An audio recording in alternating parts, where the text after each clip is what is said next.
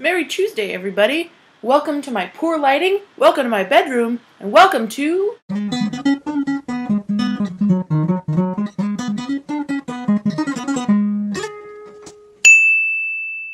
This lighting feels so serious, like I'm about to unload a bunch of, harsh truths instead of just telling you how my family celebrates the time in and around the winter solstice.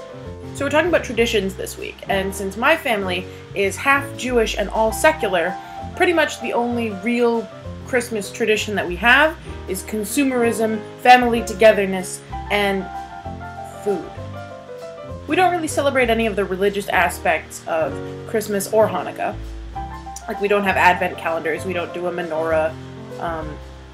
We celebrate the day of Christmas by giving gifts. We have a tree, we listen to a lot more Michael Bublé than at any other time of the year.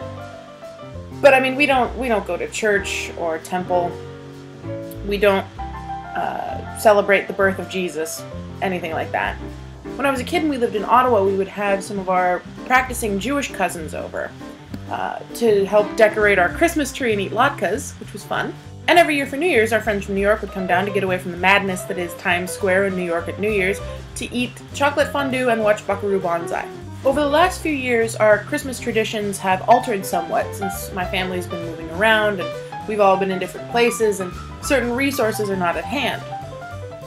I mean, when we were in Antigua, we actually went back to Ottawa for the snow and miserable weather. But the tradition of us all being together on Christmas and giving gifts and enjoying each other's company for the most part. And of course we I should do an outtakes reel, I really should. And of course we've also started new traditions, like the one where we go to a crocodile conservation park in Australia.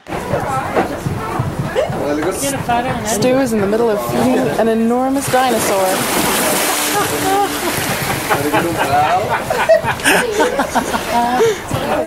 Though that might just be from this year.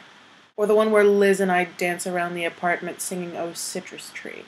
I think it's been really important for our family though to hold on to some of our Christmas traditions, especially in the face of moving around, because that carries a lot of uncertainty and discomfort. So having the family all together on Christmas can at least remind us that there are certain parts of our life that haven't been completely disrupted. And that's nice. You know, it's nice to sometimes have a little bit of stability.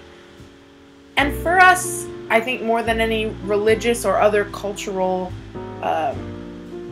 reason, is what makes Christmas so important. That was so sappy. Oh my god. I'm always the sappy guy, I can't help it. And yes, Alice, that is sappy guy, thank you for asking. Anyway, I'm off to go listen to a bunch of Vince Guaraldi and drink eggnog until I'm really sad, then really happy. Have a good holiday, everybody! Incidentally, Nick, what do your people do around this time of year? You mentioned in one of our threads something about an elephant festival, and that sounds awesome. Tell us more about that.